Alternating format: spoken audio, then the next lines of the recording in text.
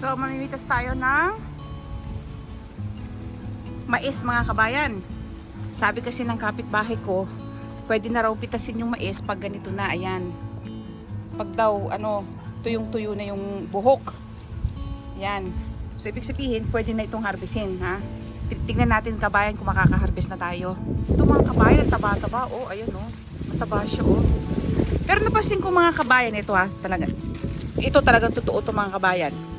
Kapag pag pala mais, ayan, tignan mo. Kita mo parang dalawa yung bunga, di ba? Tatlo nga. Minsan nga tatlo pa eh. Pero usually napapansin ko yan, dalawa yan, no? Yung iba, tatlo eh. Napapansin ko lang mga kabayan na usually, yung isang puno ng mais, kahit na tatlo pa yan, apat pa yung magiging bunga niya. Pero usually, mga kaibigan, ang mga kabayan, usually hanggang tatlo lang siya eh. Madalas nga isa lang eh, or dalawa.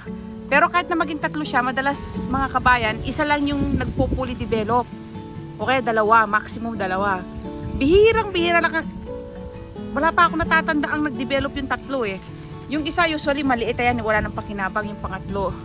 Pero yung nagde-develop lang talaga, dalawa lang mga kabayan usually. Yun ang napansin ko. Naku mga kabayan, talagang mapipilitan na ako mag-harvest. Kumangin lang eh, natumba na yung mga mais ko. Ayan oh. Tignan natin mga kabayan kung alin ang makaka-harvest ko.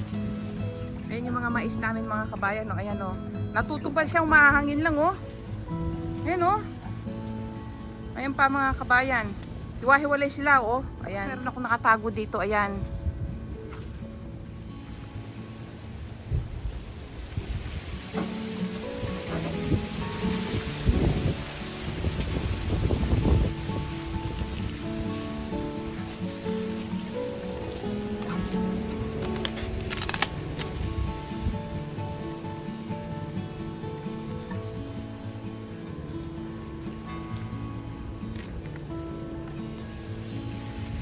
Ayun, may laman na siya mga kabayan. Ayan. May laman na siya mga kabayan. Ayan oh. Naku, ayan. Nakakapagluto na tayo mga kabayan.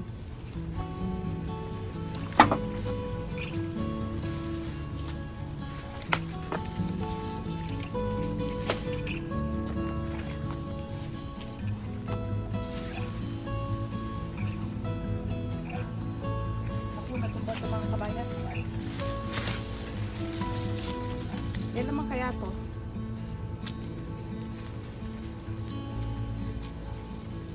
Aba, may laman kabayan kahit maliit lang. Yan, may laman siya. Yes.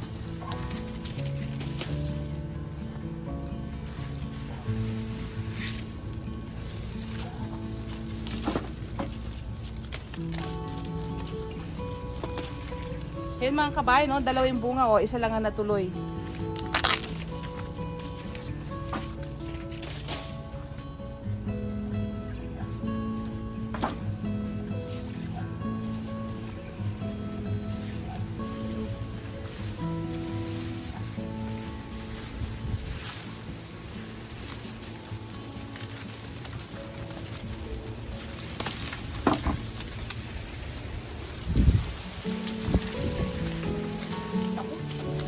Nakikipaglaban pa sa akin mga kabayan yung mais ko. Ayaw pang mabunot na rin.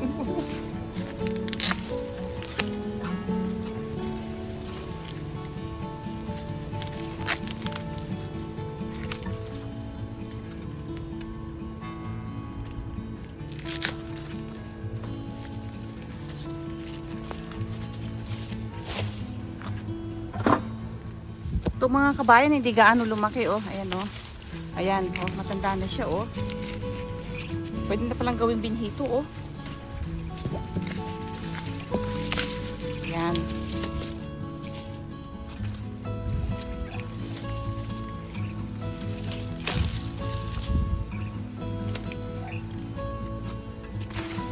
Ito pa mga kabayan to.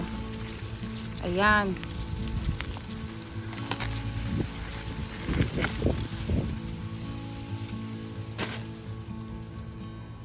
Sabi ko na sa inyo mga kabayan, sa akin walang nasasayang. Lahat may pakinabang.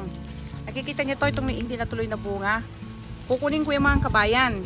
Kasi yung buhok niya, gagawin ko siyang tsaa. Maganda raw to sa mga sa bato, para lumusog daw yung bato mo. Wala naman tayong sakit sa bato mga kabayan. Kaya lang, pampalusog daw to ng pantog ba o bato, yun. So walang masama, di ba? Gagawin kong tsaa yung buhok. Kailangan sa buhay mga kabayan, dapat palaging walang nasasayang. Ito, hindi na to nag-develop oh. Gagawin ko siyang ano, hindi ko man siya makain, yung buhok man lang mapakinabangan mga kabayan. Sayang, di ba? Yung man lang buhok ay mapakinabangan. Yan o, kukunin ko yung mga buhok niyan.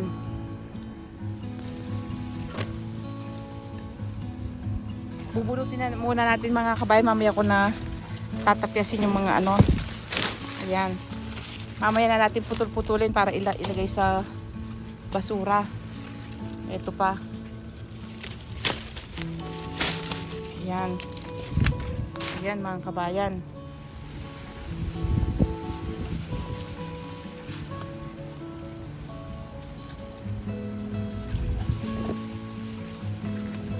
Ayan mga kabayan.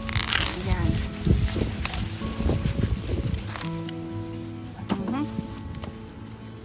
Kukuha lang tayo ng saktong pang-ulam mga kabayan. Ito oh, hindi nagbubunga oh. Alisin na natin mga kabayan yung mga hindi nagbubunga. Ito, pwede na to. Ayan. Ayan, pang-ulam lang mga kabayan. Ito.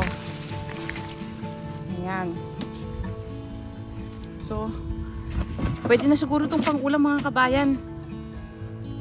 Mamimitas na lang ulit tayo sa ibang araw uli. Harvest naman na tayo ng ano mga kabayan, sili. Dahon ng sili, ayan.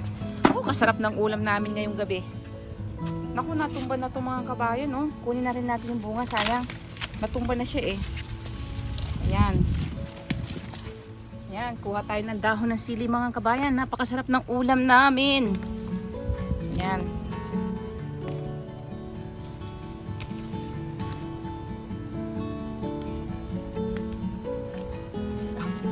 Ito yung ano, yung nakalakihan ko sa nanay ko, sa lola ko. Ito yung ulam namin kasi ito yung pinakamurang ulamin eh, yung suam. Yung suam mais ang tawag namin dito. Ito yung pinakamasarap ulamin mga kabayan, pinakamura pa. Lalo-lalo pag using mais. Naku, araw-araw halos suam yung ulam namin. Tapos masarap pa ito iterno sa isda mga kabayan. Ayan oh. Kahit matanda na yan mga kabayan, kinukuha ko pa rin, sayang. Kahit butas-butas pa yan.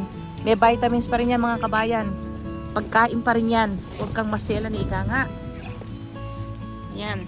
Hindi tayo masel mga kabayan. No? Kahit butas-butas yan, pang ulam pa rin yan mga kabayan.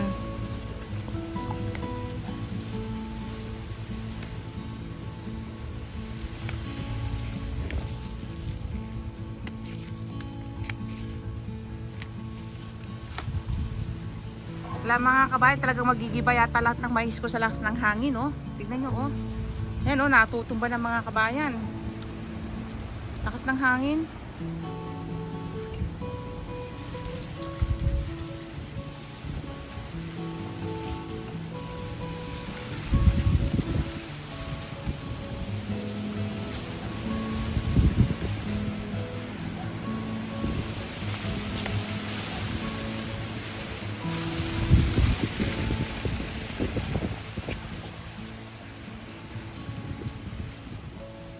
Usually mga kabayan, nag-i-start ako doon sa pinakamatandang dahon. Pag ubos na yung matandang dahon, kukunin ko na yung mura. Ayan. Palalakihin muna kasi natin yung mura eh. Ayan o. Ayan, ang sarap mga kabayan.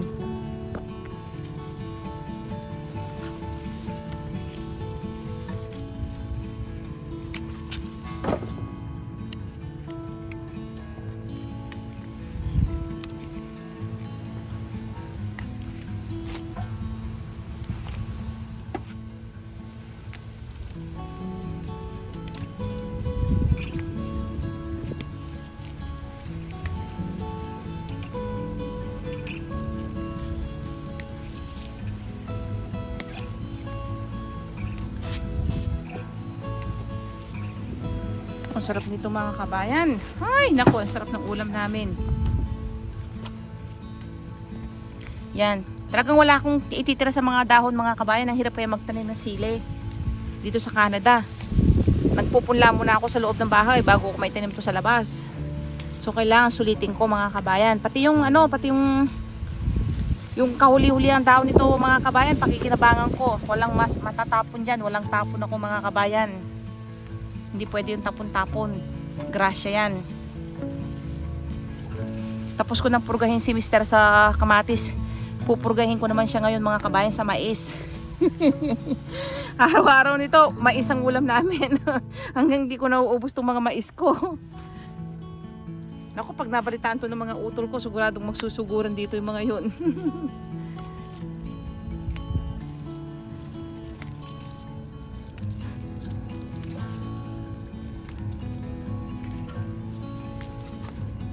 Ayan. Pwede na siguro to. Dagdagan natin ng konti.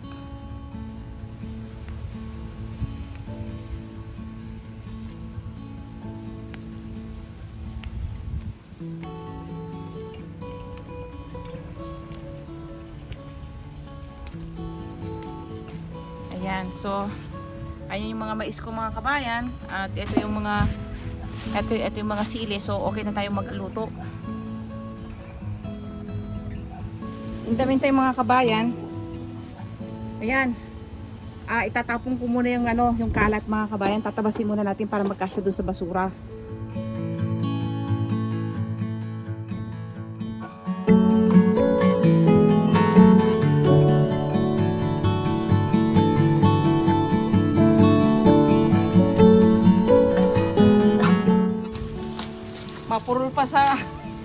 Mapurol pa sa lahat ng mapurutong hitak mo mga kabayan. Lulukutin ko na lang, mas mabilis pang lukutin.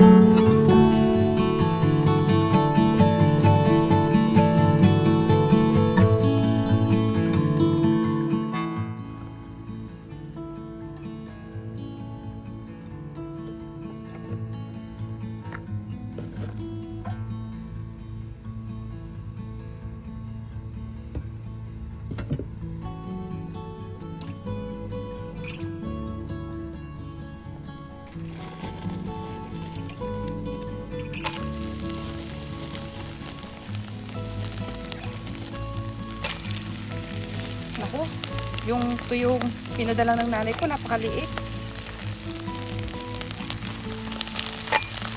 Hindi ko alam kung dilis to o tuyo eh.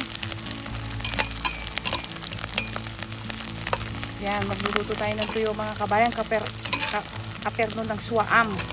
Ginisang mais. Naku, bilis maluto. Bilisan natin mga kabayan at baka hindi ko na makain to sa itil.